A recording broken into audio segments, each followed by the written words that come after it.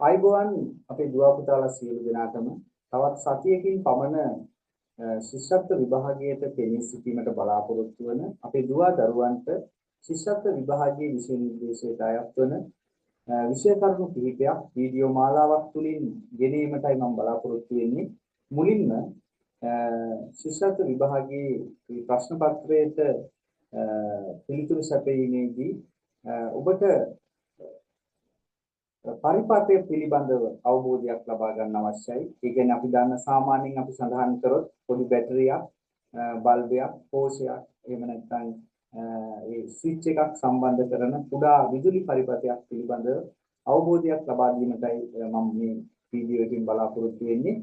ඒ නිසා අපේ දරුවෝ මේ කරුණු කිහිපයක් විභාගයට අදාළ වන කරුණු කිහිපයක් මා සඳහන් කරනවා.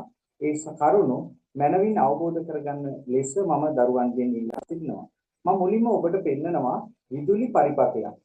මේ බලන්න පුතාලා මේ තියෙන විදුලි පරිපථයක්. ඒ කියන්නේ විදුලිය ගැලීමට හැකිවන පරිදි සකස් කරපු විදුලි පරිපථයක් තමයි මේ තියෙන්නේ. ඇත්තටම පරිපථයක් කියලා කියන්නේ විදුලිය ගමන් කරන්න හැකිවන පරිදි සැකසූ මාර්ගයක්. දැන් ඔබට පේනවා වියලි කෝෂ දෙකක්, ඒ වගේම බල්බයක්, ස්විචයක් අපි මෙන්න මේ ආකාරයට සම්බන්ධ කරනවා. එතකොට අපේ දරුවෝ බලන්න මේ පරිපථය දැන් විදුලිය ගමන් කිරීමේ හැකියාවක් තියෙනවද කියලා. ඔබට විභාගෙට ප්‍රශ්න පත්‍රයට මේ වගේ රූප සටහනක් ආවොත් මේ පරිපථය නිවැරදිද? මේ බල්බයේ දැල්වීමට ප්‍රමාණවත් පරිපථයක්ද කියලා අපි බලමු. ඔබට තේරෙන්න ඕන මෙන්න මේ කෝෂ දෙක. මෙන්න මේ කෝෂ දෙක මම සඳහන් කරන කෝෂ දෙකේ ඍණාග්‍රය ධනාග්‍රය මේ අනිත් කෝෂයේ ධනාග්‍රය ඍණාග්‍රය මේවා නිවැරදිව ලකුණු කරලා තියෙනවා. නමුත් මේ පරිපථයේ මේ කෝෂ දෙක සම්බන්ධ වෙලා තියෙන ආකාරය නිවැරදි නැහැ. ඒ නිසා අපිට නිගමනය කරන්න පුළුවන් මෙන්න මේ බල්බය දැල්වෙන්නේ නැහැ කියලා.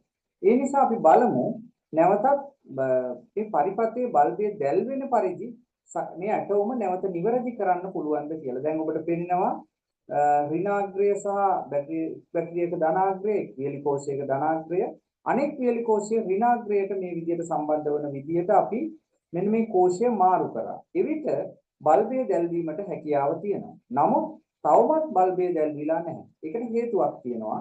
මොකද හේතුව මෙන්න මේ බල්බය හා සම්බන්ධ ස්විචය විවෘත වී නැති නිසා බල්බය දැල්විලා නැති. අපි දැන් ස්විච් එක ඔන් කරලා බලමු. සංවෘත කරලා බලමු. එතකොට බල්බය දැල්වෙනවා. දැන් ඔබට පේනවා නිසි පරිදි විදුලි ධාරාවක් මේ මාර්ගයේ ඔස්සේ විදුලි ධාරාවක් ගමන් කරන ආකාරය තමයි අපිට පේන්නේ. ඒ නිසා ඔබට ශිෂ්‍යත්ව විභාගයට පරිපථයක් දීලා එය නිවැරදිද විදුලිය ගමන් කිරීමට හැකි පරිපථයක්ද කියලා ඔබට නිගමනය කරන්න මේ ඇසුරෙන් ඔබට හැකියාව ලැබෙනවා කියලා මම විශ්වාස කරනවා. ඊළඟට අපි දැනගන්න අවශ්‍යයි අපේ දරුවන්ට මේ විද්‍යුත් පරිපථ සකසද්දී පරිපථ සකසන ප්‍රධාන ක්‍රම දෙකක් තියෙනවා. එකක් තමයි රේඛීය ක්‍රමය නැත්නම් ශ්‍රේණිගත ක්‍රමය. අනෙක් ක්‍රමය තමයි සමාන්තරගත ක්‍රමය.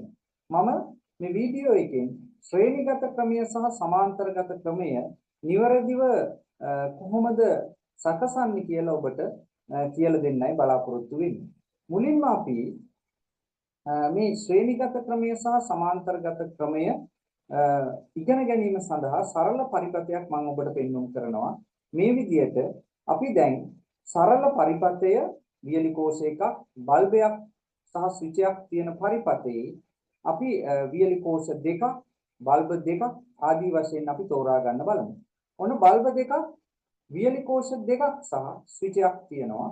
අපි ශ්‍රේණිගත ආකාරයට මුලින්ම මේ පරිපථය සකසලා ඉදිමු. බලමු අපේ දරුවෝ මේ ශ්‍රේණිගත ආකාරයේ කොහොමද මේ පරිපථය සකසන්නේ කියලා. රේඛීය ආකාරය කියලා කියනවා. ඔබට හතර ශ්‍රේණියෙත් මේ පාඩම කරන්න ඇති පාසලේදී එහෙම නැත්නම් ඔබේ ගුරුවරයා. දැන් ඔබට පෙනෙනවා ඇති මේ බල්බ දෙක එක පෙළකට එක ශ්‍රේණියකට සිටින විදිහට තමයි සකසලා තියෙන්නේ. ඊළඟට මේ කෝෂ දෙක ඊට නිවැරදිව ඍණාග්‍රය, ධනාග්‍රය, නැවත ඍණාග්‍රය, ධනාග්‍රය ආදී වශයෙන් නිවැරදිව දක්වලා තියෙනවා. මේක පුතේ ශ්‍රේණිගත ආකාරය එක පෙළට. දැන් ඔබ පළමු ශ්‍රේණියේ ඉඳලා දෙවෙනි ශ්‍රේණියට පැමිණෙනවා. දෙවෙනි ශ්‍රේණියේ සිට තුන්වෙනි ශ්‍රේණියට, හතරවෙනි ශ්‍රේණියට, ඉන්පසු පස්වෙනි ශ්‍රේණියට පැමිණෙන එක පෙළකට ආවේ. ඒ වගේ මේ කෝෂ සහ බල්බ මේ කෝෂ මේ බල්බ ශ්‍රේණිගත ආකාරයට තමයි මේ සකසලා තියෙන්නේ. ඔබට මේ සංකේත සටහන වැදගත් වෙන්නේ නැහැ. රූප සටහන පමණක් නිරීක්ෂණය කරන්න. අපි බලමු දැන් මේ ඇටෝමම සමාන්තරගත ක්‍රමයට අපි කොහොමද සම්බන්ධ කරන්නේ කියලා. මෙන්න බලන්න පුතේ අපි ඇටෝමක් සමාන්තරගත ක්‍රමයට සම්බන්ධ කරා.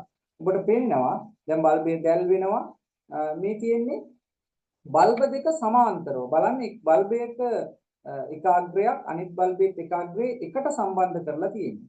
ඊළඟට බල්බයේ අනිත් අග්‍රය යාබද බල්බයේ අනිත් අග්‍රය එකට සම්බන්ධ කරලා වෙනම කම්බියකින් කෝෂය නැත්නම් වියලි කෝෂයට සම්බන්ධ කරලා තියෙනවා.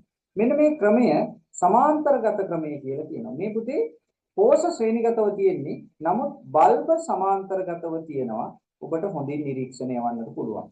මෙන්න මේ විදිහට අපේ දරුවන්ට මතක තියාගන්න ශිෂ්‍යත්ව විභාගයේට පරිපතයක් නිවැරදිව කොහොමද සවි කරන්නේ කෝෂ සහ බල්බ ඒකම ශ්‍රේණිගත ක්‍රමය සහ සමාන්තරගත ක්‍රමය ගැන පොඩි අවබෝධයක් තියාගන්න පරිපතයේ සැකසීම තමයි වැදගත් වෙන්නේ. ඉතින් මම බලාපොරොත්තු වෙනවා අපේ දරුවන් ළඟින් ශිෂ්‍යත්ව විභාගයට පෙනී සිටින්නට කලින් මේ කරුණු හොඳින් අවබෝධ කරගෙන ඔබට සාර්ථකව ශිෂ්‍යත්ව විභාගයට මුහුණ දීලා උපරිම ලකුණු අරගෙන ලංකාවේ විශිෂ්ට දරුවෙක් විදියට සමත් වෙන්න හැකියාව ලැබෙන්න කියලා මම ඔබට ප්‍රාර්ථනා කරනවා. ආයුබෝවන්.